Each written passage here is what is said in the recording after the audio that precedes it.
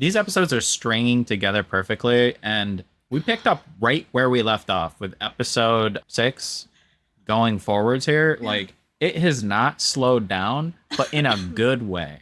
The story is layered. Everything. Season 2 was like they laid the foundation, and then they like mixing ingredients together, and they're like chopping stuff and like getting everything together. And then this season is like cooking and like just making it like great. I don't know. I really haven't felt this way about another franchise in the way it's building these characters up. This is the first show we've done. I'm like a novice when it comes to like TV storytelling or whatever. I'm more accustomed to like books and how books go about doing stories, and some movies I've seen obviously and that kind of stuff. But wow, I don't know what to say. Holy God. You really stepped up at the end. Yeah. Stay back. Yep. Sam, when push comes to shove, Sam, he can't do it for himself. He does because he doesn't feel like he feels worthy. But when there's a woman and a baby, he'll stand there and he'll take whatever it is. He did not flinch. He flinched when the White Walker, but he stood his ground in front of a White Walker, which is insane. That got so thing much could courage. have killed him. Oh, yeah. In 20 different ways. But he was thrown aside. Was that the same one in the end of season 2 that saw him while it was on the horse? Yes, it was. Because they like looked at each other like they had seen each other before, and he saw him once, right? And he thought, oh, that guy's not a threat whatsoever. He's weak. And then he saw him again and didn't kill him. He's like, just get out of my way. I wonder what they're doing with Craster's children, that the White Walker came all that way to get the child. What are they doing with the kids? That's a crazy... At one point, I did notice now, the camera had angled toward his hand. I don't know if that was just him showing that he was ready to smack him. I don't know either. That was a huge smack. Lifted Sam all the way off his feet to the side. I'm glad we watched these 2 episodes. I feel like they're so combined in a way. And I really didn't... The only thing that wasn't combined, I feel, was the fact that I don't know if Tyrion... Like, I didn't realize Tyrion was getting married this episode. I didn't catch on to that. It didn't occur to me that was going to happen, but... I thought it was going to lead up to something. Yeah, the whole wedding scene and then him figuring out she's 14. I can't do this. I literally can't do this. No. Which I understand. Which makes Tyrion a good person. Yes. A person who is not like his father. A person who... Even he said, I could, but I won't. Yeah. I realize I can do whatever I want, but I won't. Because I just... And even Shane noticed that too. She looked in bed and she saw there was no blood or anything in the bed from anything like that happening. And she was like, wow, he didn't do it. And I think she, in her mind, thought that he was just a lustful person who would just sleep with anyone if he was given the choice. And she heard him saying he was a beauty, she was a beauty, and like all of these things. She was taking it the wrong way the whole time. She doesn't realize that he really doesn't want to do this. She's used to a lot of guys saying that to her. But now she realizes that Tyrion is a man. He's a good man so far, I see. Yeah, and his character's great. And he's just been forced into this position where so many people hate him and push him and get him into a place of compromise. And he could have been a good person if he was not a dwarf and a normal Lannister character. Yeah. Maybe he even is a better person because he is that person and he knows how much his own family abuses him. He gets abused all the time, so yeah. What I'm saying is, like, he has all the right and reasons to be a terrible character with all the wrong morals and all the wrong things. But he chooses to be good. But he chooses to do the right thing sometimes. Like, he's not perfect. He's not a perfect character. By any means. He makes good morals most of the time. Most of the time, yeah. I'm not one to judge morals or morality or how someone conducts themselves or what they think or believe or whatever. I don't do that in my life. But he does conduct himself in a way that's like, why would you act this way when the whole world around you isn't? And just through all his past and his trauma and everything that pushes him into being the thing that they want to believe he is. They want to believe he's all these terrible things because they hate him, because They killed his mother. He's a dwarf. He's lustful. He likes women. But he's just, the reason he's lustful and likes women is because he spent his whole life being thrown aside and he's looking for someone to love him. He's always wanted, and when he couldn't find it, when everyone around him was terrible, he would just pay for love from other women and pay them and pretend in his mind that he wasn't paying them, and to basically create this fantasy around it. And it's not a fantasy of, it's to protect himself. Yes. It's not really, it's a barrier. It's a way to feel normal.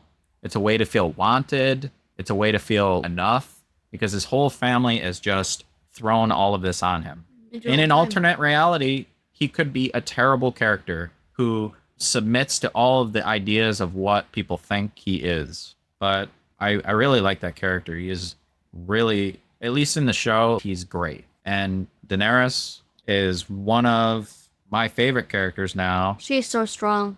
She's strong. She's willed. Again, she still has flaws. All these characters have flaws, and her flaw is that she can't deal with people in a normal way, but she's also not in a normal place. But I keep saying over and over, I think her whole mindset about the world is being dictated by how hostile this place is, right? And I wonder if she's learning the wrong lessons from this, where she's going to spiral out, or if she's going to be course corrected throughout the show. I think that one girl that she saved is also counseling her too in some way. Yeah. She was I don't know if she wasn't an advisor. She was like an interpreter for the slave. But she did give her some advice here and there. Yep. Guidance. Not really advice, just guidance. Yeah. Have you liked these episodes more recently? Yes. I see more development. What's your favorite part in the show so far? Oh my gosh. There's a tie between Daenerys coming out of the ceremony, fire one, or it has to be Jaime risks his own life, his selfish life, for Brienne and a bear. Really? So just last episode? My favorite one's thinking on top of the head without me thinking about it? Yes. Yeah. Jaime always puts himself first. How do I get the benefit? But then that was like... Oh, I don't know. There's so moments in the show. Like a funny one, I have to say, is when I think Tyrion kind of faked being super drunk to get Sansa out of it. The betting ceremony. I think he was angry and he made a statement in anger while he was drunk, and then he like played it off. Yeah. I'm just joking. Joffrey didn't act on what he was going to say because he never came in the night. I wonder if Tywin heard that from someone and he's like, yeah, nah, we're not having that happen. So he like distracted him and got him away from the situation. But I can't decide between this season it depends on how it ends, really. There's 2 more episodes. As of right now, this season is my favorite. Yeah. I'm really excited to see where it goes, obviously. We got so many positive points. So I hope we get like some resolution. Oh, I forgot completely. Oh my God. The whole Melisandre. The sacrificing Robb Stark, Joffrey, which I don't care, and Balon Greyjoy, which I also don't care. But those 3 he put as like sacrifices to the Lord of Light. So we haven't seen it happen. So how do we think? I don't even know. I see Robb Stark dying to his bannermen, to be honest. They get sick of him doing all this crap? Yeah. They're going to like kill him. They're going to get mad that he's taking away their revenge, as they said countless of times, and they're just going to off him. I really hope he's made too many mistakes. One mistake. Again, you're right. Too many mistakes. He killed Lord Karstark, one of his bannermen, one of his head lead bannermen, for killing the Lannister kids. I get it. I understand. But it comes after so much other stuff has happened. If that was the first thing, I don't think it would have the impact. But after all of this, his forces are looking at him like, you're killing us for fighting the enemy. You're killing one of our lords to fight the enemy. And they all left right after. They left and went north. Yep. The situation is already fallen apart. Yes, it has. But he's so blinded by this woman that he doesn't see it. He doesn't see it. And I don't know what the people around him are telling him, if they're in on something or they just not seeing the thing. It's not good for It's a him. bad situation. I don't know how Balon Greyjoy could die. He could just choke on something and die, I guess. Or maybe Yara kills him. I don't know why she would. I don't know how he could die. And Joffrey, I mean, everyone in the world hates Joffrey, so he could just run into a sword at any moment. Yep. Yeah, I try to make a prediction about how I think that's going to go down. And honestly, it might not work at all. I feel like this Lord of Light situation is going to fall apart eventually because she's tried to do things and things haven't worked. And I think she's throwing shit against the wall at this point, trying to figure out how to help Stannis win the Iron Throne, but also keep them like indoctrinated in the Lord of Light stuff. And the only Lord of Light thing we've seen in the flesh in first person is the Beric Dondarrion thing where he got brought back to life. That's like the only thing I've visually seen to make me believe it's real. She's claimed a lot of crap, and she's done magic and stuff, but again, it's a black magic witch thing from season 1 where she did something, but it wasn't great. Like she could have just, I don't know, but we'll see how that goes. Jon is south of the wall, and that story's just pedaling along. I was a really Jon focused fan in the beginning. You were. And now I'm just backed off from his story because it's plateaued. But He's learning a lot of things and like getting a lot of stuff from these characters, but I just don't see how it's going to progress. It has to like take off soon. That storyline has to, because it just walked for 7 episodes. Yes. Or since episode 1, they've been walking. I'm not complaining about walking. Walking's cool and everything. Good cardio and everything. And climbing, they climbed a little bit and they talked and they made some jokes and some laughs. And if you take the culmination of that whole thing, he's now sort of invested in these wildlings. Yes. He's invested in Ygritte. He likes some of the Tormund. But he realizes, like he said, they can't win, right? Yeah, they can't win. He's trying to figure out what this is going to do, what this is going to mean. Yeah, but I don't know. We can't wait to see the last 2 episodes and see some resolution. Yay.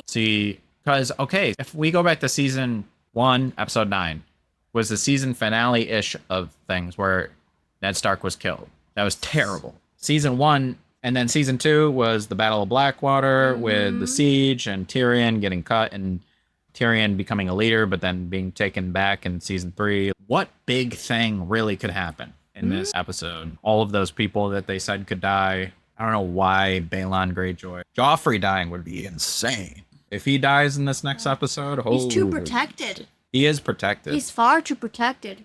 Yeah. We'll have to see. He's got his mother's protection. He's got his uncle's protection. He's got his grandfather's protection. We're losing the light. It's becoming winter in our room. We're becoming shadowed in the ever winter, and the Lord of Light is taking away the light. So we're going to end the episode, and I'm going to get this out to you as soon as I can, and I'm going to upload everything in 720p because 1080 takes 2,000 years. Thank you for watching. See ya. Bye. Peace. Welcome Back to Mercer Jackson.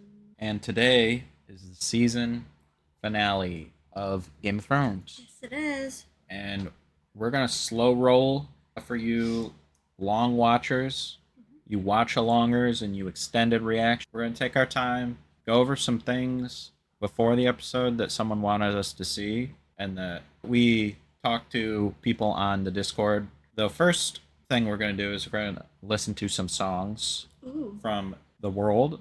And Season 3, Episode 7 was The Bear and the Maiden Fair, which was the episode where Brienne was put into the bear cage and Jaime came and saved her. That was major character development right there. Yeah. So this song is, I don't know if it was written for this event or if it was a song that already existed that just lines up with this event. So we're going to listen to it now. We're going to see, knowing that, what... You understand what I'm saying? Yes.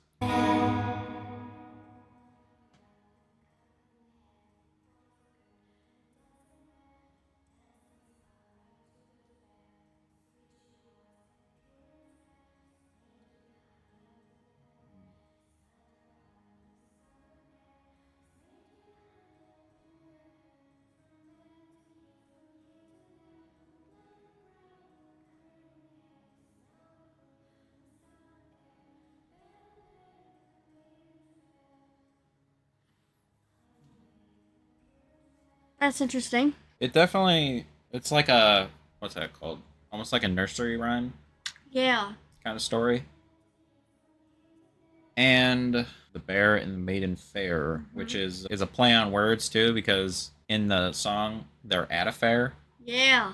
It's the maiden fair, like a fair maiden, Mm-hmm. or like a maiden fair, like a fair filled with maidens and the bear. You know what I'm saying? Anyways, and okay, the Reigns of Castamere. This is actually talked about quite a bit in the show and in histories and lore. We've heard the story of the Reigns of Castamere. I don't know if we have a lot of stories in histories and lore. They tell the story, but I don't think they tell exactly what happens. Get their own point of view. Yeah, from their own point of view, or we get like innuendos about it. Cersei in the last episode was talking to Marjorie about the Reigns of Castamere and what happened. It was quite a whole speech, if I remember. Walking down everything. Where Yeah. are they? There are no more. Yeah, because they slighted, I don't know if it was Tywin's father, something along those lines. Another huge point, the episode we're watching right now is called The Reigns of Castamere. Yeah. So, Should we listen to it before or after? she said, so we're going to do it before. I mean, we've heard the song. People have played the song in passing. People have talked about it. People have described what it's about. Listen to the whole thing now, I don't think is really going to change much. It's really a song about the downfall of the Castameres.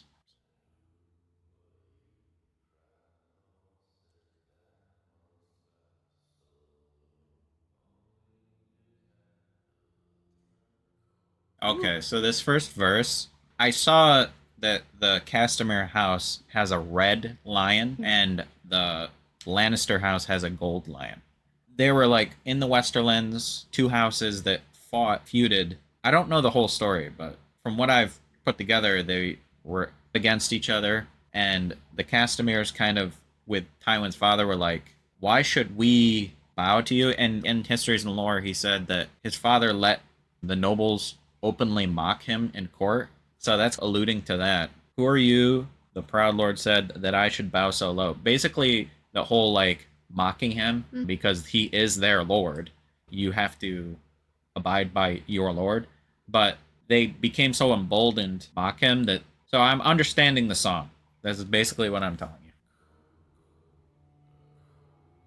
Yeah, the Lannister and Castamere. Okay, so I don't know if that verse is if it's the Lannisters talking about the Castameres or the Castameres talking about the Lannisters, but they're basically threatening each other, like coat of gold, a coat of red, That's talking about the Lannister. Castameres. So talking about him, mocking him. Tywin took fault with that, and he ended them. I don't know how. I haven't heard. Even war. Yeah, it's a very somber song, foreboding, and at the bottom, the gold lion with the Lannister words. Whew. Yeah, thank you for letting us listen to that or recommending us listen to that, because I don't know what the title has to do with, but maybe it'll make sense when we watch. But we're not going to start right away, but okay, predictions. What do we predict going to happen in this episode? Robb Stark thinks it's going to be an easy thing. A little apology. His uncle marries one of the guy's daughters. It'll be fine. I don't know. I don't think it's going to be just I think he's going to have to do a few. And then maybe they'll be able to get across and still use it and make friends and all kinds of things. I'm actually really, my heart goes to Tyrion. He's trying to be so protective over Sansa. Yeah. And it's just so heartwarming. Yeah, I agree. Dynamic there is pretty intense. Forced to get married to her. She's young. She's 13. 13 or 14? 14 or whatever. But still a child. Yes, and he doesn't want to. He just doesn't want to do that. And even though he's being forced to, he still has some morals. And Shay noticed. She's like, she went in. She's okay. He didn't do it. She felt reassurance. Yeah, because I feel like she thought that he wanted this whole thing to happen, but why? he's into you. It doesn't make any sense for him to just be. And has he shown you or been with anyone else since he's been with you? There's no. I think she's just being. I don't know. But she always tells him, "Let's go somewhere. Let's go somewhere." Daenerys is about to siege. I forgot what place. She's wild. Yeah, she has a lot of power now. She's exercising that power. The one guy Oh yeah, was sent to kill her. Killed those guys. killed his guys and then pledged his support to her, which is crazy. Yeah. So she has a whole mercenary company, plus the Unsullied, plus the dragons, plus one of the best swordsmen in the Westeros, and she's kind of looking unstoppable. And I wonder where that's gonna stop, where that's gonna end, right? Because I don't know if it's gonna be smooth sailing for her forever like this. I don't know. She's had a lot of luck, so. Yeah, does. But she has a way of saying things. She's almost like Tyrion with the way she says it, convinces, and tells people. Yeah. This is what's gonna happen. Now spur your She's life. very direct. Yes. Tyrion's more cunning, where he tries to outthink people. She's just trying to be like, what do I have and what can I use? She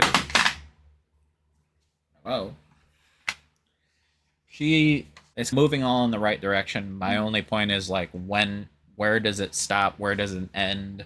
What's gonna come in her way? Because this is Game of Thrones. This isn't some. So there's gonna be something that happens that slows her down. Tests her, because I feel like she's just too green. She has this one-track mind of attack, take, and out of Essos and Westeros, that doesn't work. You take in Westeros, you're eventually going to get killed. A knife in the back. That's how that world works. And she's in the Wild West, out in Essos, where no rules, no holds bar, no one's scheming, everyone's direct, everyone's just, you're with me or I kill you. Yep.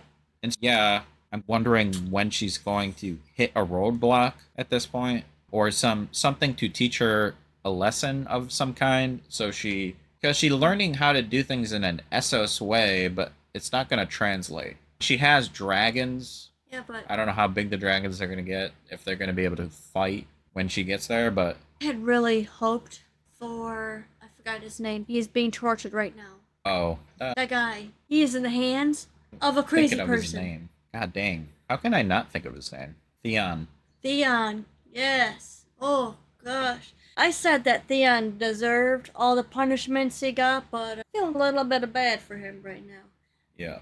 He's being severely tortured in the physical way, in the emotional way, mental, every way. Oh, man. I feel like Theon, a good and a bad thing about the Starks is he grew up in a tame environment with the Starks, and a closed environment, almost sheltered in a way, because they're honorable and noble and everything like that. He's not used to the Northerners, and so he never expected this would be an option, I think. He just thought, they're just gonna kill me, or they're gonna throw me in jail. Well, one or the other. Ain't that easy, apparently. And it feels like the Northerners are not beholden to Robb Stark anymore. They're not doing what he would want them to do anymore. And that's concerning. I think he's just already lost them, or at least a part of them. Yeah. And he's lost the war at this point. And he just needs to leave and go home. And hopefully, I don't know. I really don't know. I feel like Lady Brienne of Tarth. Yeah. She had quite a bit of impact on Jaime's character turning. First, he was all talk, trying to bully her, trying to tease her, trying to get information. I don't know how long they traveled with each other. It has impacted him. Yeah. Because Jaime doesn't put his life on the line for someone else. No, he takes it. Shit. Boom. It's mine. I'm gonna survive. I'm gonna get out. I'm gonna win. Now he's, I have got to stand up for her. I have to rescue her. I agree. We're gonna get into it. The tone of our introduction right now is not good all around. I don't know if we're going to get like a more uplifting ending because of all these things that seem... Game of Thrones is such a weird beast. Sometimes like when it's low, it goes good. Sometimes when it's high, it goes low. So it feels low. So the only plus side really is Daenerys. Daenerys is the only one having a real decent time. We're gonna start in 3, 2, 1. If you liked the video, please like and subscribe. It helps us get recognition on our videos, and we'll react to more in the future. Thank you. I don't know. I meant to mention at the end of the last episode. Sam